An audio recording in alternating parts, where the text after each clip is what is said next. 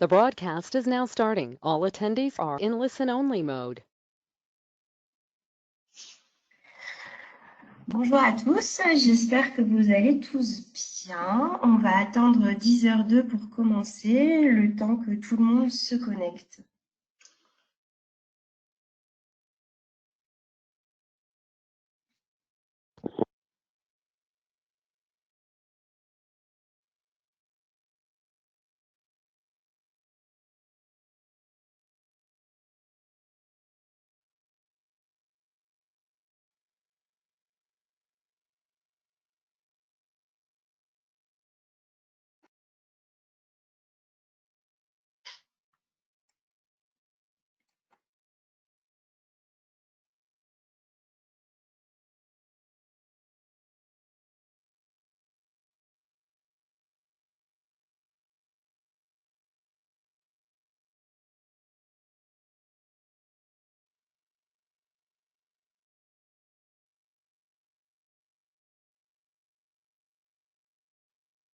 On va donc démarrer ce webinaire. Bonjour à tous, je me présente, Maude Cortot, ingénieure commerciale au sein de la société Avasys et basée à Lyon. J'espère que vous avez tous pu reprendre vos activités à peu près normalement. Bienvenue sur ce webinaire qui traite d'un sujet particulièrement d'actualité, le télétravail. C'est le deuxième volet de notre série sur Netflix. Je vous rappelle que nous avons posté la vidéo du webinaire de la semaine dernière sur nos sites internet. On vous renverra les liens pour que vous puissiez les suivre. Nous allons découvrir aujourd'hui comment détecter les cyberattaques, mais surtout les contrer. Ce webinaire repose sur la technologie de l'éditeur Netflix et sur les compétences des consultants de notre société. Il sera animé par Damien et par David. Le webinaire va durer 60 minutes et va se dérouler de cette manière. Une présentation tout d'abord des centres de services d'Avasys, très rapidement, une présentation de la solution Netflix et enfin une démonstration. Et on terminera bien sûr par toutes les questions que vous voudrez bien nous poser. N'hésitez pas d'ailleurs à les mettre dans la partie questions pour qu'on y réponde au fil de l'eau.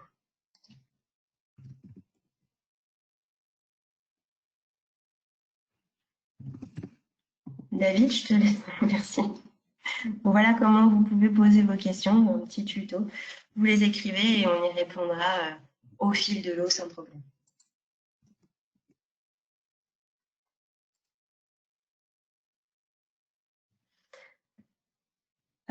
Avasys est une ESN dont l'activité est l'ingénierie de systèmes d'information. Nous accompagnons les ETI, les grands groupes, les collectivités et le secteur de la santé dans la définition de leur transformation digitale, la conception des solutions répondant à leurs besoins, leur mise en œuvre et bien sûr le suivi au travers d'un véritable centre de service. Ce centre de service est basé à Limonest, au siège social. Avasys, ce sont 80 collaborateurs, dont 60 consultants qui sont tournés vers cette activité, et qui suivent plus de 300 clients actifs. Avec une couverture nationale au travers de nos agences, Lyon, Paris, Toulouse et Bordeaux, nous accompagnons chaque client avec proximité.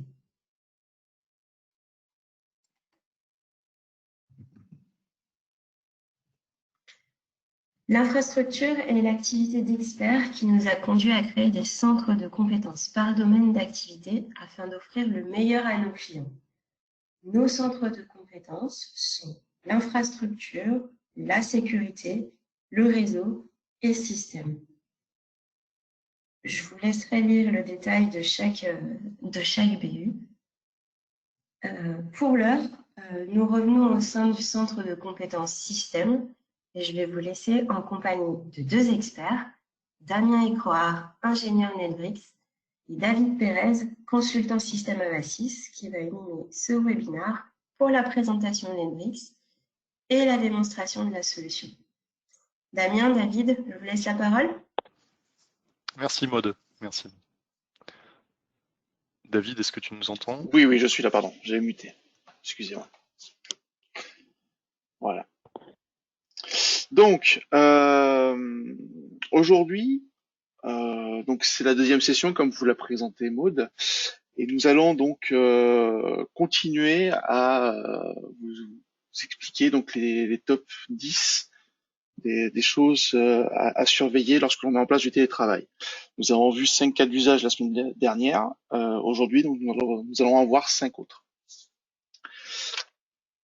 Le programme. Donc, on va revenir un peu sur ce qu'on a vu la semaine dernière, hein, pour passer très brièvement dessus.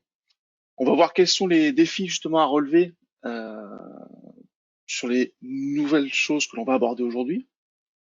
Les nouvelles menaces que vous devez connaître aussi pour bien appréhender donc toute la partie sécurité donc à mettre en place et les points d'attention en fait à mettre en avant. Et enfin, comment du coup Nedrix va pouvoir vous aider à être toujours au top au niveau de la connaissance des menaces que vous avez et que vous pourriez potentiellement avoir. Voilà. Donc, on continue. Donc là, je referai un rapide point sur les trois sujets qu'on a abordés la dernière fois. Donc, les détections des menaces internes. Donc, on avait pour la productivité, on a 3 grosses briques, hein, la productivité, le budget, les acteurs malveillants. La productivité, plutôt en début de pandémie avec la mise en place de solutions cloud que la plupart du temps les utilisateurs utilisent au travers du LAN. Ben, aujourd'hui, en fait, avec la mise en place du télétravail, on a une maîtrise, on a une moins bonne maîtrise justement de l'utilisation de ces outils-là. Et par de fait aussi, on n'a pas notamment peut-être la maîtrise complète des appareils qui utilisent ces solutions actuellement. En effet, tout le monde n'a pas pu être doté de solutions informatiques délivrées par son entreprise. Et donc, les équipes IT, aujourd'hui, pour l'utilisation du télétravail, n'ont pas forcément donc du coup la maîtrise complète. Il y a aussi dans la productivité la mise en place des connexions VPN. Donc ça, on l'a vu la semaine dernière,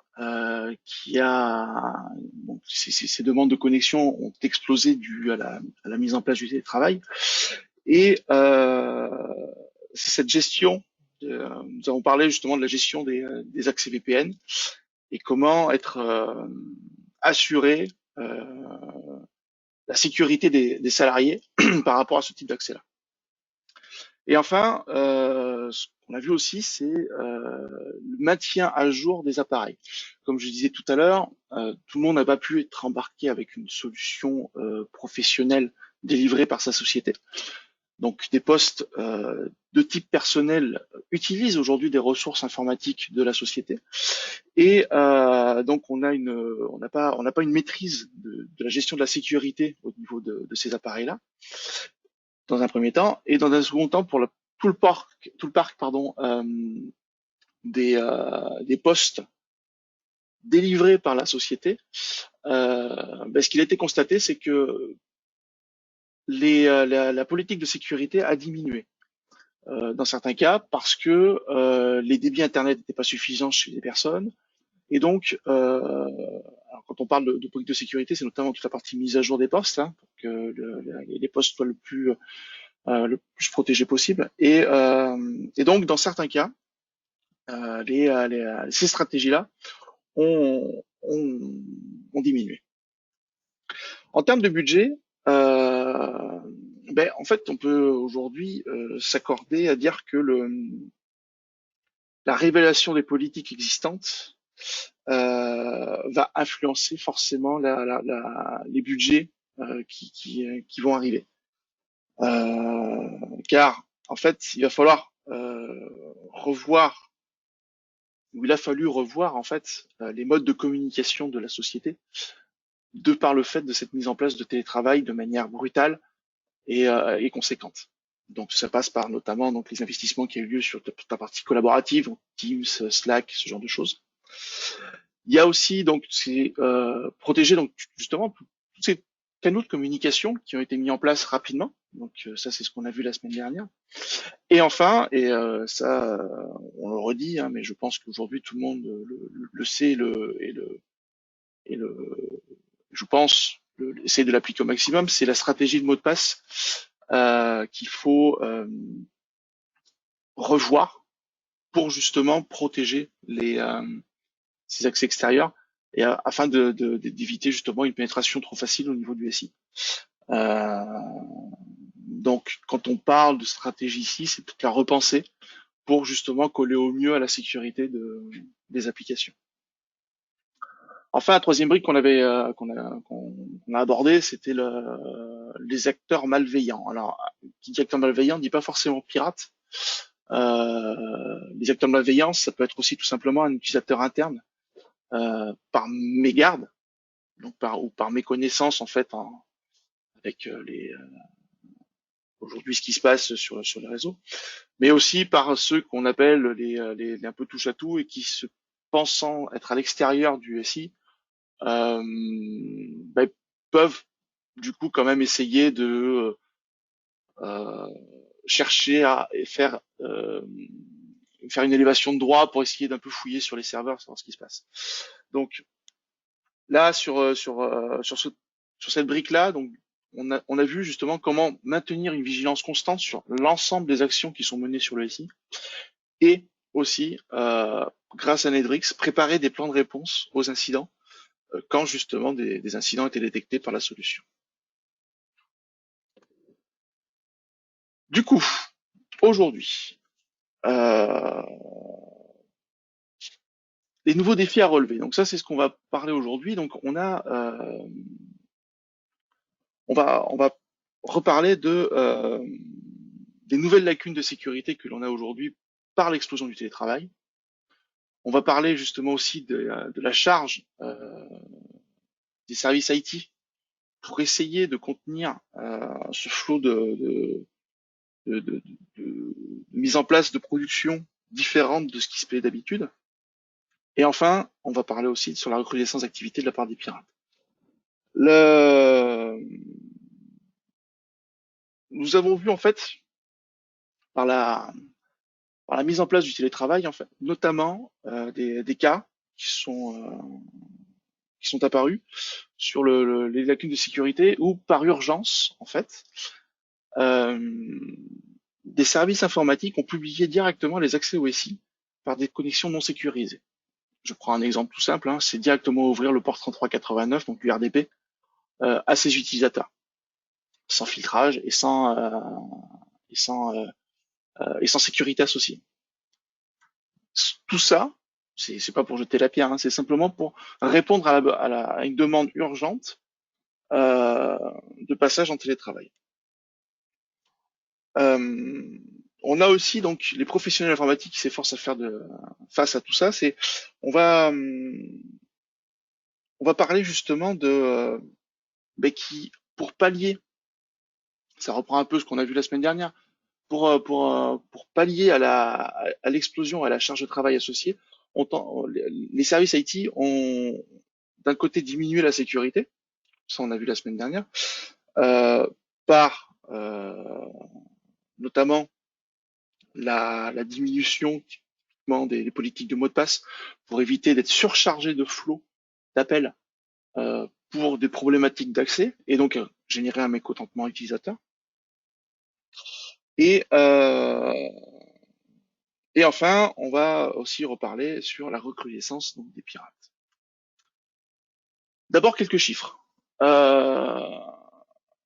Ce qu'il faut retenir aujourd'hui de cette pandémie au niveau IT, c'est que on a une explosion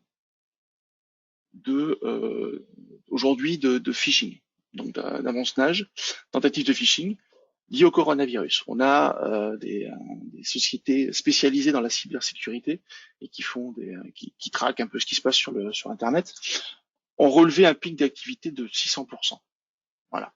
Donc aujourd'hui, les utilisateurs sont la cible justement de phishing pour que derrière, ensuite, les utilisateurs puissent accéder alors au compte de la personne qui se fait usurper, tout simplement peut-être à la base juste pour voler de l'information ou pour détruire aussi via des ransomware.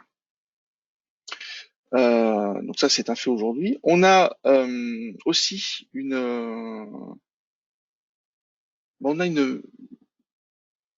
menaces en ligne ont explosé de x6 par rapport à ce qui se fait d'habitude. Et ça au cours des 6 dernières années. Ça ce constat-là a été fait par la société Cloudflare, qui est une société qui protège des différents accès sur le monde internet. Et enfin, on a une explosion liée au coronavirus sur l'enregistrement des nouveaux domaines. Tout ça pour justement faciliter donc le phishing dans un premier temps, mais aussi pour collecter aussi de la data. Alors, sur l'enregistrement des domaines coronavirus, tous ne sont pas malveillants. On a des sites liés à ces domaines-là pour justement faire des stats au niveau mondial sur l'évolution de la pandémie. Simplement, ça représente pas forcément la grande majorité des domaines enregistrés aujourd'hui. Et du coup, voilà, on a une grosse part quand même de sites malveillants associés à ce genre de choses. Pour la partie donc sécurisation du télétravail, on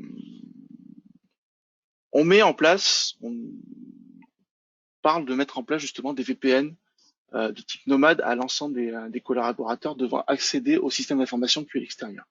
C'est aujourd'hui, je pense que 80% des sociétés le font déjà.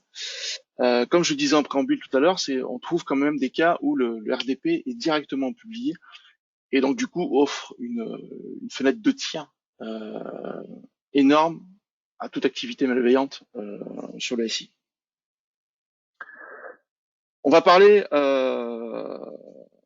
aussi donc de la stratégie des mots de passe. Aujourd'hui, ce que je disais tout à l'heure aussi, c'est que la stratégie de mot de passe a souvent été diminuée pour justement donc faciliter la vie au SI, pour éviter d'avoir un flot d'appels, comme je disais, et pour surtout faciliter la vie aux utilisateurs et éviter le mécontentement. Donc aujourd'hui, ce thème-là, en fait, les axes principaux d'évolution pour la mise en place et la sécurisation du télétravail, c'est justement donc de fournir un maximum les accès VPN et donc aussi de réévaluer les stratégies de mot de passe. Donc renforcer avec ou pas, si c'est possible, du multifacteur d'authentification et surtout d'avoir la complexité des mots de passe. Enfin, troisième brique, c'est accorder les accès selon la nécessité seulement. Qu'est-ce que ça veut dire? C'est-à-dire que c'est limiter les droits d'accès, je prends le cas concret d'un certain fichier, à simplement un groupe d'utilisateurs défini ou un utilisateur défini et ne se restreindre qu'à ça. Ne pas passer en mode, on va dire, facile entre guillemets et ouvrir à tout le monde pour simplifier la vie et on verra après derrière. On sait tous très bien aujourd'hui que quand on fait ce genre d'action, le provisoire a tendance à durer. Et du coup, on donne accès à des personnes des informations auxquelles normalement elles n'ont pas le droit. Voilà. Toujours pareil, avec les accès externes, du coup, on ouvre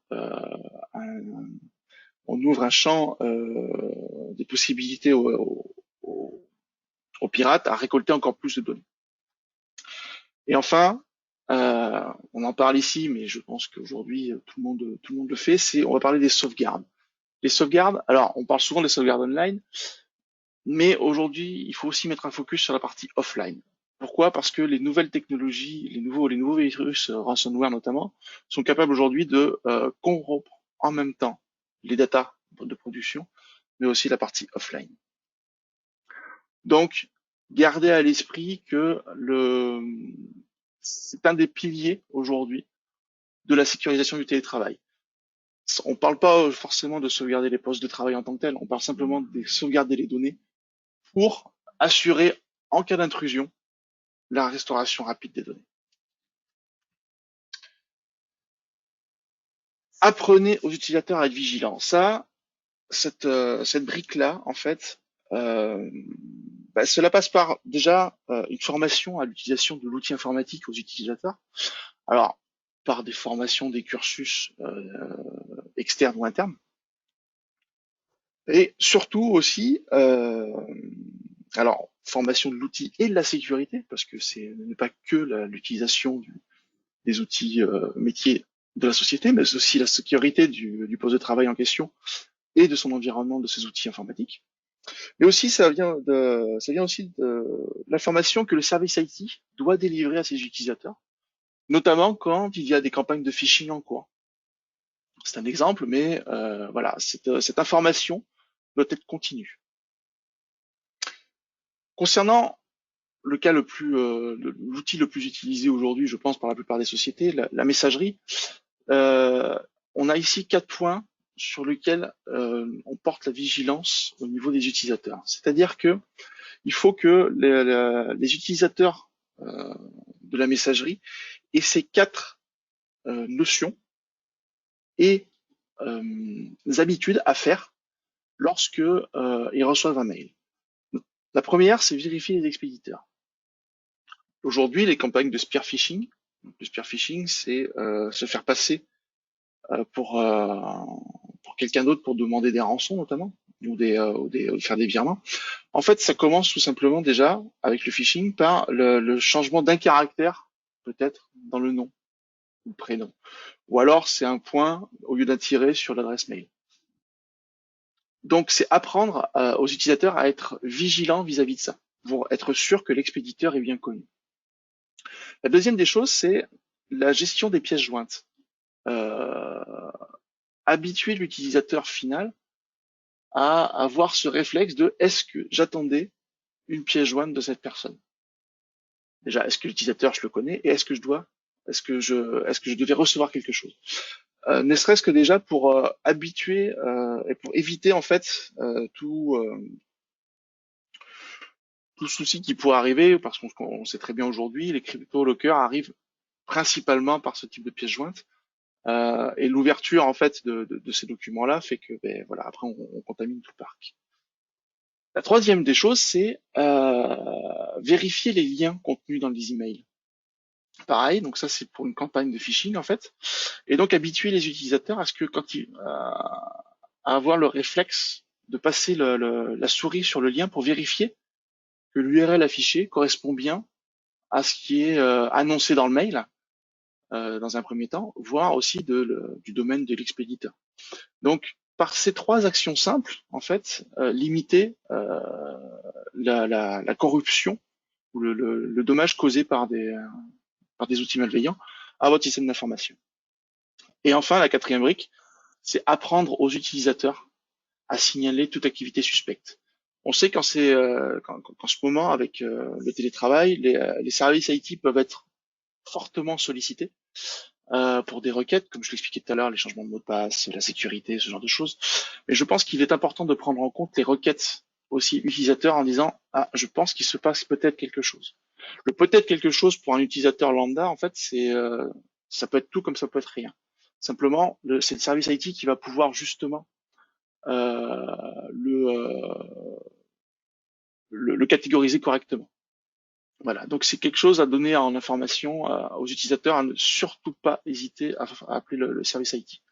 Quitte d'ailleurs à mettre une hotline dédiée juste pour ces activités suspectes-là, qui fait ce qu'on appelle du level 0 et qui qualifie rapidement si oui ou non c'est une menace qui est présente ou pas du tout.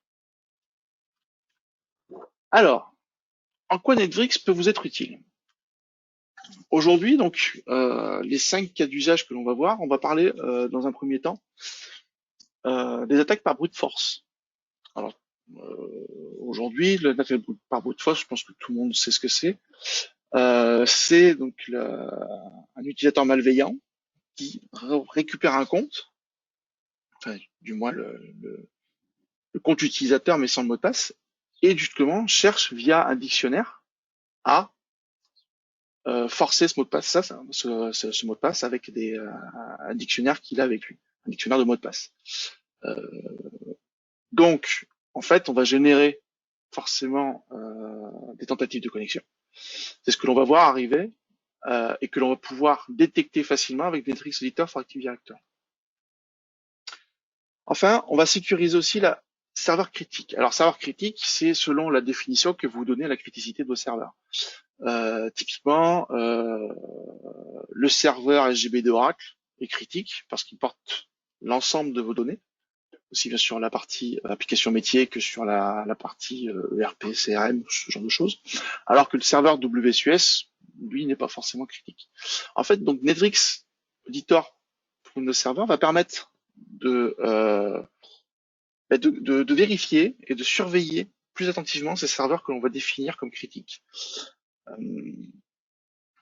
À partir de là, on verra ce qui, on va pouvoir auditer selon donc la partie OS, donc c'est le patching, mais aussi le niveau de sécurité associé sur ces serveurs-là.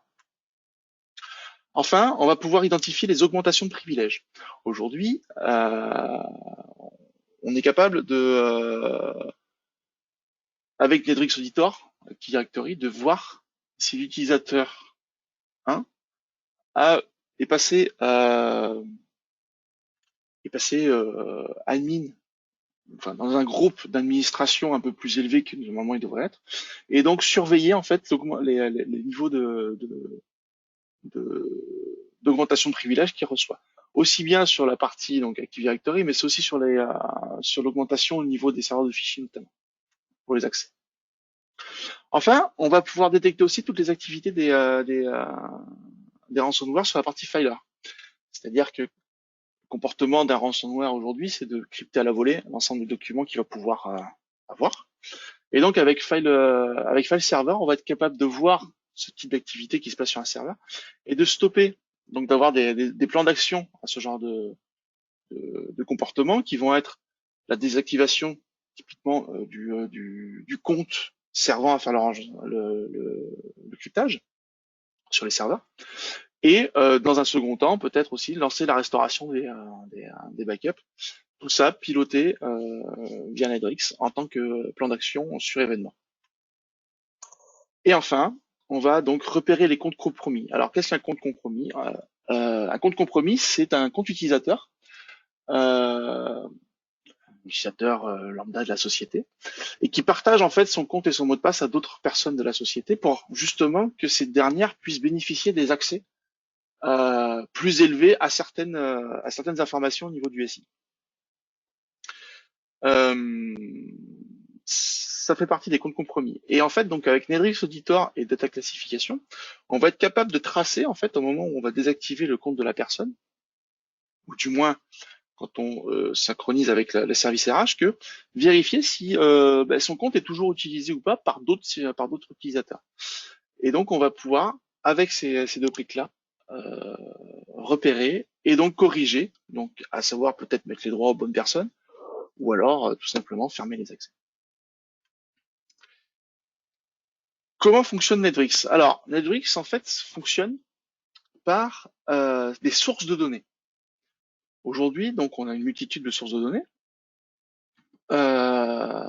Et d'ailleurs, on a deux petits nouveaux qui viennent d'apparaître avec Box et Dropbox. Ou là, peut-être que Damien nous en dira peut-être un peu plus tout à l'heure. Donc, oui, on pourra en parler, David. Voilà, c'est la petite parenthèse. Et donc, du coup, Netrix, en fait, s'appuie sur les données existantes au sein de votre SI. Donc, on audite ce qui se passe au niveau de l'Active Directory, au niveau d'un serveur Windows de manière générale, mais aussi sur l'activité de toute la partie filer, alors aussi bien sur du Windows que sur des constructeurs, typiquement du TanixFile, du NetApp en CIFS, des baies de stockage d'elle aussi en CIFS. On est capable aussi donc d'auditer tout ce qui se passe sur la partie 365, aussi bien la messagerie que l'ensemble des outils annexes à cette brique-là. Et en on-prem, la messagerie, les accès au SharePoint et toute la partie database. La partie database, notamment sur la vie de des bases de données, donc la destruction ou la restauration qui peut se faire. Enfin, Netrix peut aussi auditer toute la partie VMware, virtualisation, sur notamment les politiques de gestion de droit, alors qui gère, qui supprime des VM, qui en recrée, qui touche la configuration de la solution. Et on est capable de voir aussi toute la partie network device dans alors avec certains constructeurs plus qu'avec d'autres, parce qu'il y a du partenariat avec Netrix, sur justement donc ce que j'expliquais tout à l'heure, et ce qu'on avait vu la semaine dernière, c'est que on est capable de voir et de s'interopérer avec certains produits pour tracer de bout en bout, en fait, la connexion d'un utilisateur depuis l'extérieur sur l'ensemble du SI. Voilà. Donc, Netrix, en fait, aujourd'hui, est capable donc d'auditer l'ensemble de ces briques et de faire de la data classification sur la partie donc fichier, messagerie, 365, base de données et services donc cloud sur Dropbox et Box qui viennent d'arriver. Je vais donc maintenant passer la main à Damien qui va vous faire une démonstration sur les cas d'usage que je vous Merci explique. David. Ouais. Avec plaisir. On va pouvoir voir tout ça le temps que David me passe.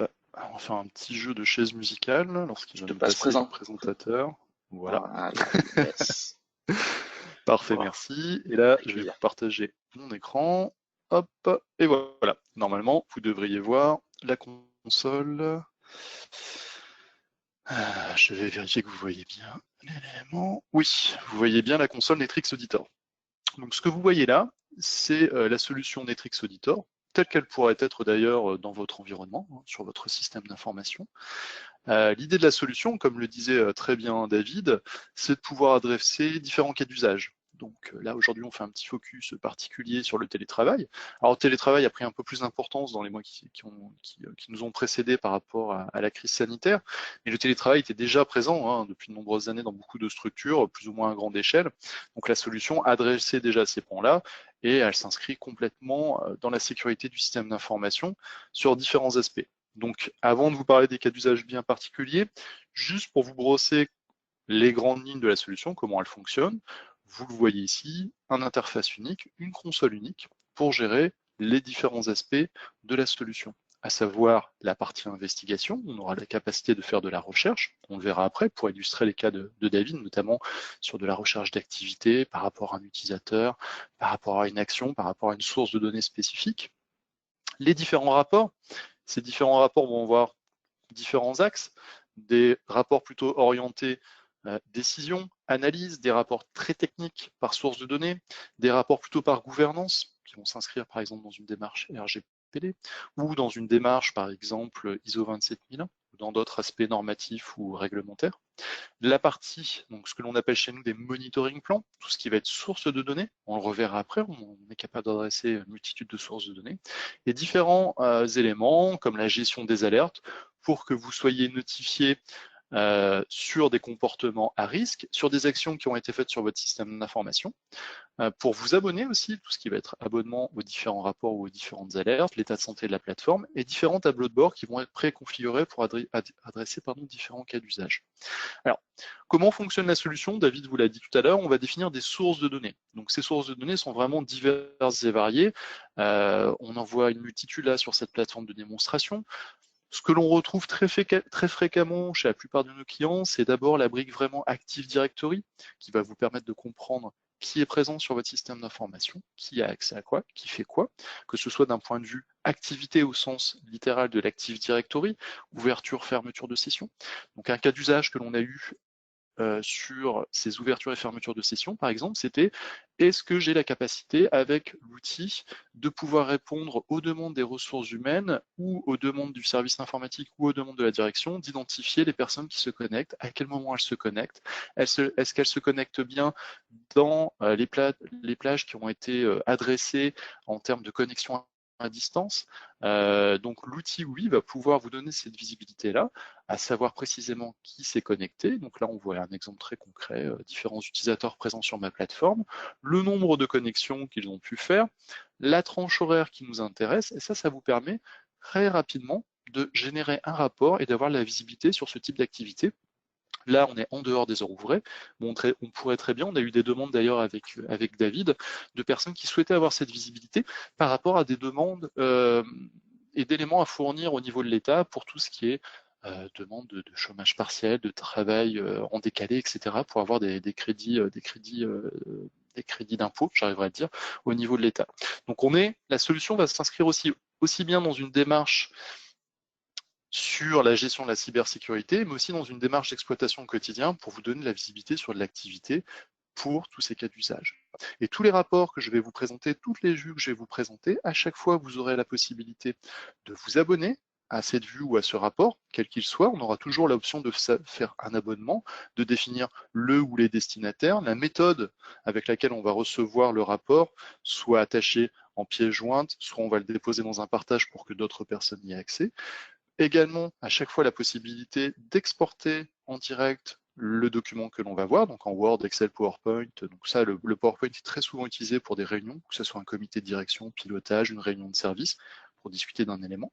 Et sur chaque rapport, vous aurez la possibilité aussi, à chaque fois, vous allez voir, la solution est assez simple de mise en œuvre et simple d'utilisation, puisque les rapports sont prédéfinis, mais en même temps, on laisse une porte de sortie à chaque fois pour avoir la possibilité de personnaliser les rapports dans un contexte. Si là, on est sur des heures ouvrées, de changer les horaires, de changer la périodicité, de se dire, c'est pas aujourd'hui qui m'intéresse, mais c'était le mois précédent, ce mois-ci, le mois précédent, etc., etc.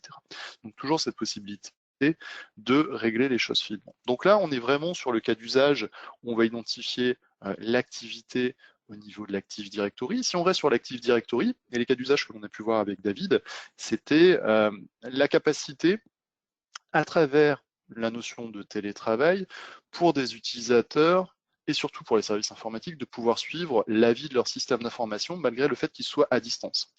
Et tout ça dans un contexte stressant, entre guillemets, de provisionnement rapide de comptes utilisateurs, d'ouverture rapide du système d'information. Donc on l'a vu là sur le séminaire précédent, sur tout ce qui était connexion VPN, où il a fallu rapidement ouvrir les éléments, où il a fallu rapidement aussi ouvrir tout ce qui était connexion à distance, qu'elle soit dans le cloud avec Office 365, ce qu'on a pu voir la fois dernière.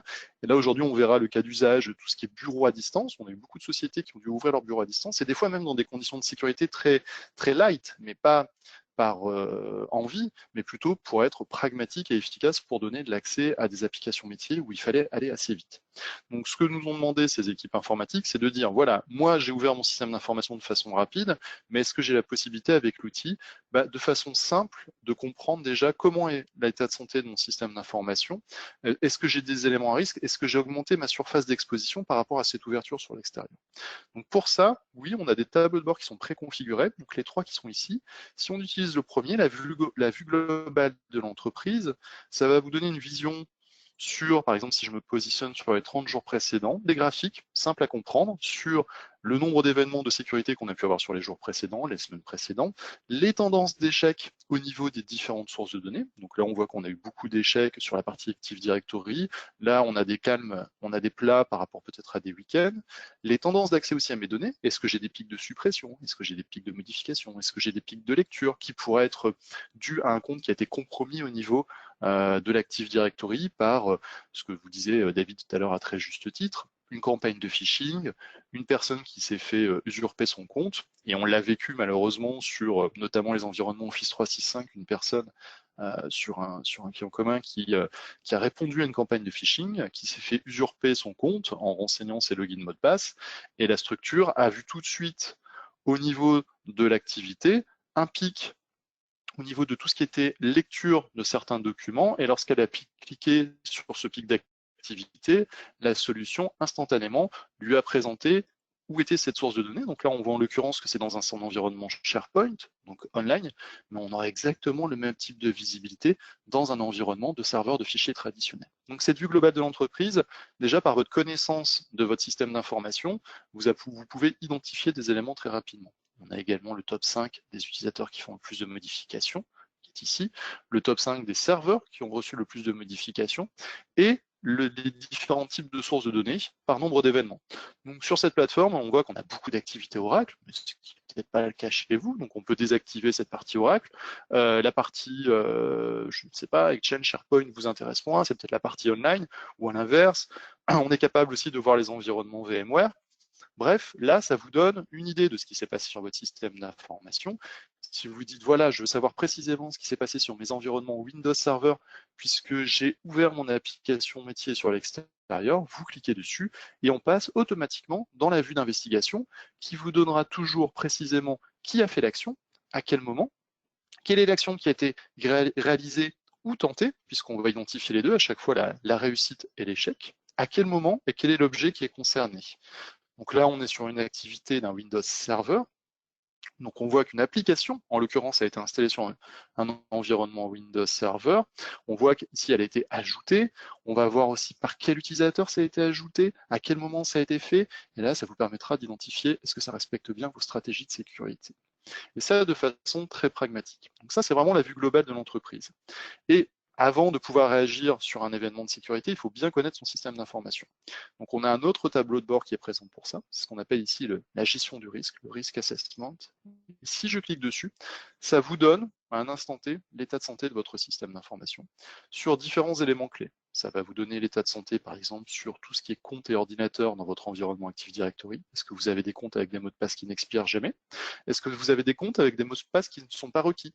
Et on a eu l'occasion de le voir avec David sur un environnement justement où il y avait une problématique de sécurité. Il s'avère qu'il y avait 4 comptes, 4 comptes précisément qui traînaient avec un mot de passe non requis, qui étaient des comptes avec un privilège assez important et qui avaient été utilisés depuis l'extérieur. Donc ça a permis d'identifier rapidement quelle était la problématique.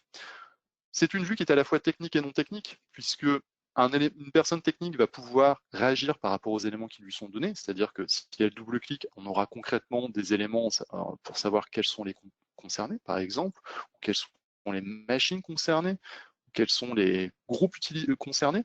Et en même temps, c'est une vue non technique, puisque c'est un rapport qui vous permet aussi éventuellement de communiquer avec d'autres services chez vous, des services peut-être direction, qui ne sont pas très sensibles à l'informatique et encore moins à la sécurité informatique, en leur disant voilà, on a identifié telle problématique sur notre système d'information, on en est conscient, on a des métriques, on a des valeurs pour le mesurer, on se donne, c'est une urgence extrême, on se donne une semaine pour traiter le problème et lorsque vous revenez à la fin de la semaine avec votre rapport, votre indicateur est peut-être passé du rouge à l'orange, voire idéalement au vert, ou alors c'est quelque chose sur le long cours, puisque de toute façon la sécurité ne s'arrête jamais, hein, c'est vraiment quelque chose, et Avasys connaît bien ce sujet-là, puisqu'il vous accompagne régulièrement, donc c'est vraiment quelque chose qui se suit sur la durée. Vous allez vous dire, ok, on a identifié avec l'outil que l'on avait un nombre de comptes bien trop important avec des privilèges élevés au regard de nos comptes standards, on se donne 3 mois ou 6 mois pour traiter la problématique en disant voilà, on a identifié qu'on avait tel et tel compte qui avait des privilèges vraiment très importants dans le système d'information, alors que soit la personne ne fait plus partie de l'organisation, soit c'est un compte qui a été positionné par un partenaire, un sous-traitant, un prestataire qui est intervenu dans votre système. Ça vous permet aussi de vous réapproprier votre système d'information pour avoir de la visibilité dessus. Et puis, une fois que vous connaissez vos comptes à privilèges élevés, vous allez d'autant plus pouvoir anticiper des problématiques de sécurité. Et ça va me permettre d'illustrer le prochain cas d'usage qui est l'ouverture sur l'extérieur des environnements Windows Server, puisqu'avec la brique Windows Server, on a la capacité de pouvoir auditer différentes choses. Donc je vous ai dit tout à l'heure, on a la capacité de faire de l'investigation. Faire de l'investigation, c'est une bonne chose, mais encore faut-il, si j'utilise le moteur d'investigation, entre guillemets, que l'on sache ce que l'on cherche par rapport à un doute que l'on a sur un utilisateur, sur une action, sur un comportement. Donc ça arrive généralement après, ou alors par rapport à une demande de votre direction qui vous dit voilà, on a un doute sur tel environnement, il faudrait mener une investigation dessus. Donc l'outil est capable de le faire, ça c'était pas un problème, et très facilement vous avez vous dire, ok, moi je veux savoir par exemple tous les fichiers qui ont été modifiés, ou quelle est ma stratégie de sécurité qui a été modifiée dans mon système d'information, par qui ça a été modifié, et tout ce qui va être vie de votre système d'information, et ça de façon très simple et très pragmatique. Vous avez un environnement Exchange, vous dites ok, on a une problématique Exchange, vous incluez dans la recherche uniquement tout ce qui est environnement Exchange sur cette utilisatrice-là, vous faites une recherche et vous saurez précisément tout ce qu'a fait cette utilisatrice-là sur votre environnement Exchange. Donc là, en 2 clics, j'ai une vision très précise d'une modification qui a été apportée dans mon environnement Exchange sur des stratégies importantes pour mon entreprise, sur les stratégies de rétention, et peut-être l'ajout d'une banque de données dans un environnement Exchange. Donc là, on est sur un élément très rapide pour faire de l'investigation. Mais avant de faire de l'investigation, je vous le redis, il faut avoir de la visibilité sur tout ce qui est gestion du risque, et aussi de pouvoir faire de l'analyse d'anomalies, puisque au quotidien, vous n'allez pas derrière votre console pour vous dire, OK, je vais chercher, faire des recherches en permanence, faire un refresh pour savoir s'il se passe quelque chose sur mon système d'information. Non, il faut que la solution vous alimente automatiquement en éléments pour pouvoir avoir de la visibilité dessus. Donc c'est ce qu'on va vous apporter avec deux éléments. On va vous les apporter à travers la notion d'alerte et la notion de revue d'anomalie, et aussi avec la notion de tendance d'échec sur les accès à votre système d'information. Donc les tendances d'échec sur votre système d'information, ça peut illustrer, je reclique, ça peut illustrer des problématiques de compte compromis depuis l'extérieur. Là, je l'ai exécuté et on voit que tel compte de telle utilisatrice, en l'occurrence, a eu 5 tentatives d'échec depuis l'extérieur. Et si je m'amusais à cliquer dessus, on aurait une visibilité directe sur à quel moment ça s'est passé, depuis quel environnement. Là, on est sur de l'Azure AD, mais c'est exactement le même comportement sur de l'Active Directory traditionnel. On aurait capacité de voir quel est le compte concerné, à quel moment a posé problème l'authentification, éventuellement quelle est la station de travail si c'est un environnement interne, et si c'est sur l'extérieur, quelle est l'adresse IP publique, voire la localisation si vous êtes sur de l'Azure AD. Donc là, on est vraiment sur quelque chose qui vous donne rapidement de la visibilité sur une problématique d'un compte qui a été soit usurpé, ce qui était le cas dans cet exemple-là que l'on a vu sur le webinaire précédent, soit un utilisateur qui peut avoir un peu des difficultés pour taper son login mot de passe. Et cet élément-là, vous allez pouvoir le retrouver aussi très facilement dans la partie, pardon, excusez-moi, je change de plateforme. Dans la partie Active Directory, ici, vous avez tout ce qui est Logon Activity, donc on est dans la partie rapport, où vous allez pouvoir voir très facilement quelles sont les tendances des utilisateurs qui font le plus d'ouverture, fermeture de sessions sur votre système d'information, avec les succès et également les échecs. Et dans les échecs, on aura la capacité de vous dire, voilà, c'est un échec dû à un mauvais mot de passe, par rapport à un compte qui n'est plus présent ou désactivé dans votre environnement Active Directory, ou cas que l'on peut voir des fois une trop grande décalage entre la station de travail et le contrôleur de domaine. Bref, tous les cas d'usage au quotidien que l'on peut avoir dans un environnement. Donc là, ça vous permet d'identifier des problématiques de brute force sur l'Active Directory, qu'elles soient internes ou externes. Une fois que vous avez identifié ces problématiques de brute force, il peut être intéressant aussi très rapidement de pouvoir identifier s'il y a eu des élévations de privilèges, qu'elles soient légitimes ou illégitimes. Donc ça, pareil, si on reste dans la partie rapport, on a une multitude de rapports. On n'aura pas l'occasion malheureusement d'en aborder une multitude aujourd'hui, mais déjà sur ce cas d'usage particulier, si je tape privilèges, pour sortir tout ce qui parle de privilèges, je vais pouvoir voir dans un environnement Oracle, par exemple, la gestion des privilèges. Ce n'est pas tellement ce qui nous intéresse, c'est plutôt de voir si j'ai eu des élévations de privilèges temporaires de compte dans l'Active Directory. Donc là, je suis sur la date d'aujourd'hui, je n'en ai pas eu. Je vais me mettre sur ce trimestre, allez, on va être très large. Je fais générer un rapport, et là, je vois précisément l'utilisateur qui a été positionné dans les admins de mon environnement, par qui ça a été positionné, à quelle heure et qui l'a retiré de ce groupe-là. Donc ça vous permet différentes choses. Ça vous permet d'identifier très facilement s'il y a eu des élévations de privilèges dans votre environnement, qu'elles soient légitimes ou illégitimes. Je vais vous expliquer après pourquoi on peut dire si elles sont légitimes ou illégitimes.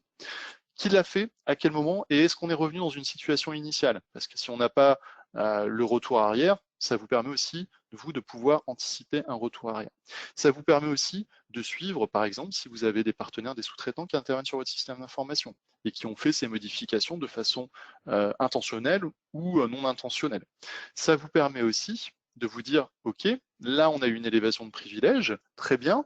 On a vu tout à l'heure aussi des problématiques d'ouverture login mot de passe, très bien. Mais moi, ce qui m'intéresse, en plus de tout ça, c'est l'accès à mon application métier. J'ai ouvert mon environnement de bureau à distance sur mon système d'information à travers du RDS ou du TSE, c'est la même chose, ou du Citrix ou toute autre technologie qui présente des sessions à distance. Et je souhaite avoir de la visibilité parce que c'est vraiment critique pour moi, que ce soit d'un point de vue exploitation de cette application-là ou que ce soit d'un point de vue utilisation. La solution à travers toujours ce module Windows Server va vous permettre très facilement de pouvoir anticiper ça. Si on va par exemple dans la partie toujours rapport et que je ferme un petit peu tout ça, on a donc une multitude de rapports sur tout ce qui est analyse, classification des données et autres. Et là, si je vais sur la partie Windows Server, Sur la partie Windows Server, on va avoir la capacité de savoir les changements qui ont été opérés sur vos serveurs métiers, par exemple. Tout ce qui est ajout, suppression de programme, tout ce qui est changement de configuration spécifique, tout ce qui est éventuellement aussi installation de programmes qui ne sont pas légitimes. Si une personne vient à positionner des utilisateurs lambda de votre environnement, un utilisateur standard, en tant qu'administrateur local de votre serveur métier, ce qui peut représenter une grosse problématique en termes de sécurité. Et du coup, vous augmentez votre surface d'exposition. Ou alors, plus problématique, de pouvoir identifier où sont positionnés vos comptes de service et dans quelles tâches planifiées ils peuvent être positionnés pour anticiper aussi éventuellement une problématique de sécurité. Et si on est aussi sur le mode du quotidien, si vous dites, bon, on a ouvert notre système d'information il y a 2 mois, maintenant on va durcir notre système, on va réinitialiser tous les mots de passe des comptes de service qui exécutent nos applications métiers, certes c'est bien en termes de stratégie de sécurité, mais quel va être l'impact sur mon système d'information? Ce rapport-là aura la capacité de vous dire précisément quels sont les services et tâches planifiées qui tournent avec ce compte. Mais si on revient à mon cas d'usage, de dire, voilà, moi je souhaite suivre réellement toute l'activité utilisateur par utilisateur, action par action sur mon application métier que j'ai ouvert sur mon système, sur mon bureau RDS par exemple, on va aller dans activité utilisateur. Toute l'activité utilisateur, je vais générer ce rapport-là et je vais me mettre sur une date. On va se mettre sur la même date, on va être un peu fou, on va se mettre sur le trimestre. Et là, je vais avoir une multitude d'activités. Donc, on va réduire un peu cette vision-là. Je vais mettre juste par utilisateur spécifique. On va se mettre sur le trimestre. Je vais générer le rapport. Le rapport se génère. Et là, normalement, si j'ai bien fait les choses, donc là, on est en train de consolider les données, je vais voir un compte standard et je vois mon compte administrateur. Alors là, c'est un compte administrateur, ça pourrait être le compte de Damien, de David, de Maud, de qui que ce soit. On aurait le nom de l'utilisateur qui a une activité de 5 minutes sur notre serveur métier. Si je clique sur le nom de ce serveur métier, premier point, je vais voir de façon très visuelle et sous la forme de texte toutes les actions qui ont été faites sur ce serveur. Donc là, on voit que j'ai lancé la console Netrix Auditor, puisque c'est mon environnement de démonstration. On voit plus intéressant que j'ai parcouru un partage qui s'appelle RH, et on voit que j'ai édité une carte d'identité. Bon, j'ai un profil standard dans mon système d'information, je ne fais pas partie des RH, c'est problématique. Donc je clique sur la date qui est concernée, et là, j'ai la capacité, avec cet outil-là, de revoir de façon en vidéo, tout ce qui a été fait sur mon système d'information. Donc là, on voit que la personne a édité une carte d'identité. Et puis la vidéo va continuer, puisque ça ne s'est pas limité à ça, et on va voir toute l'activité qui a été jouée sur ce serveur-là précisément. Et là, on se rend compte que la personne a eu accès aussi à d'autres documents, qui sont des documents financiers. En l'occurrence, là, on voit des numéros de carte bleue avec éventuellement les CCV, etc., puisque c'est des numéros de carte bleue, et on le voit très souvent avec Avasys, par exemple, qui ont été stockés pour gérer des notes de frais, pour gérer des achats en ligne. Donc, il y a une base qui existe sur le système d'information qui a toutes ces informations-là. Là, la personne, en se connectant sur le bureau à distance, à travers une session TSE, a pu récupérer ce genre d'informations. Donc là, on le constate a posteriori, donc on voit bien l'élément. Ça, on peut aussi le constater en faisant une simple recherche dans notre moteur d'investigation, ce que je vous disais tout à l'heure. Là, on retourne dans le moteur d'investigation. J'ai cliqué sur Entrée. Le moteur d'investigation va rechercher dans tous les éléments clés qui ont été collectés à travers la console tout ce qui fait référence à cet élément clé.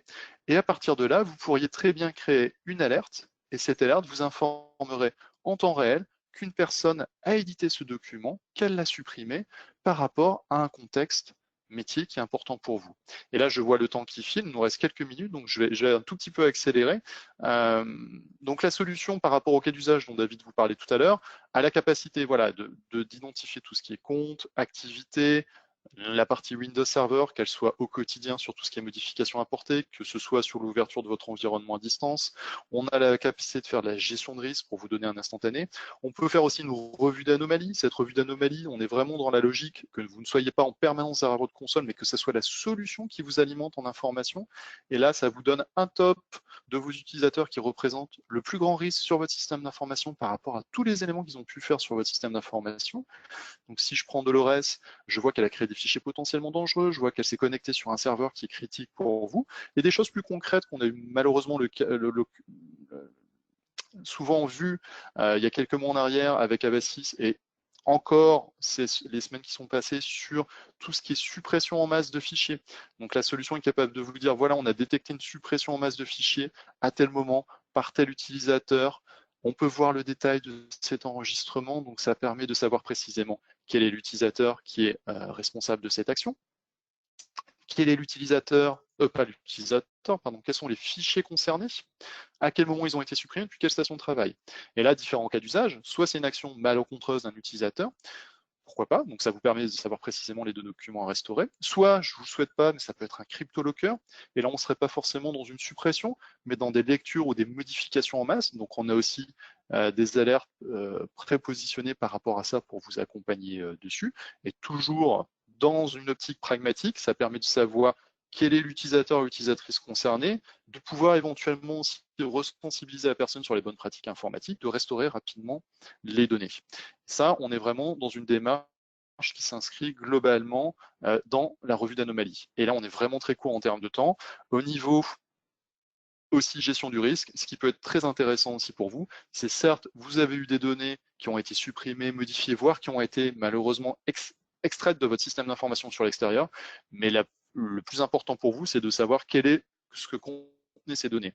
Et avec la partie découverte et classification des données, on aura cette capacité-là de vous dire précisément, voilà, sur votre serveur de fichiers, à tel endroit, vous avez des données de type RGPD, des données à caractère personnel, ou alors des données de type santé, des données de type finance, ou des données qui sont propres à votre activité, puisqu'on peut créer des catégories personnalisées.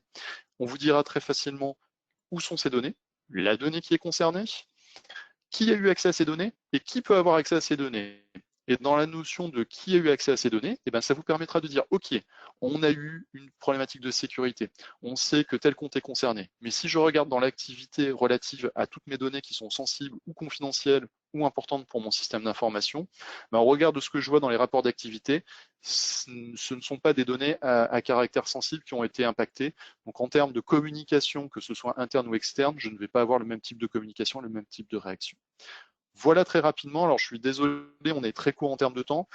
Ce que je vous propose, c'est si vous avez des cas d'usage que vous souhaitez qu'on vous présente la solution de façon personnalisée sur un webinaire individuel comme on le fait très souvent avec Maud et David, ça sera avec plaisir.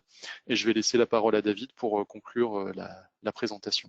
David, si tu Merci m'entends. beaucoup. Oui, oui, je suis là. Merci Damien. Du coup, je vais me remettre là, représenter là.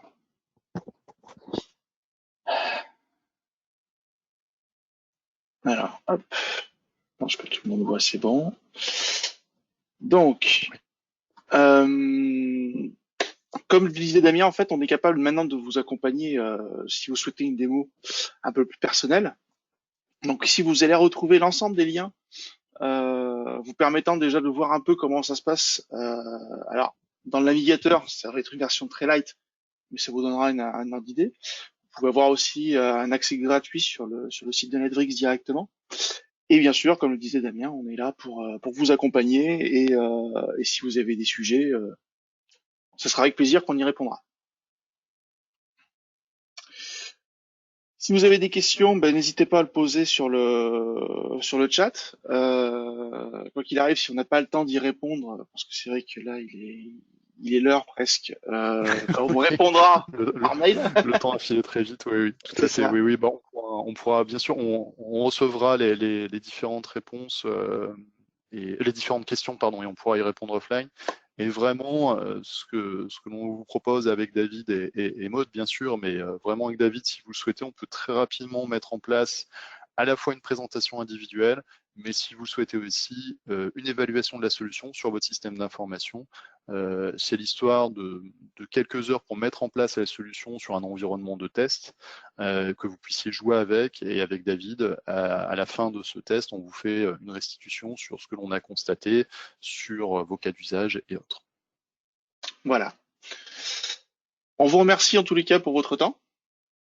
Et d'avoir participé à ce webinaire. Vous allez retrouver parce que l'enregistrement, cette présentation est enregistrée, on vous mettra à disposition, comme celui de la semaine dernière, les liens à disposition pour revisionner si besoin cette présentation.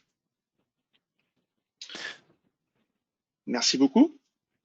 Merci. Je remercie Avasys pour avoir organisé cette présentation et merci à toutes les personnes qui étaient présentes aujourd'hui. Et on vous dit tous les trois à très bientôt. À très bientôt. Merci, au revoir. Bonne journée. Au revoir. Au revoir.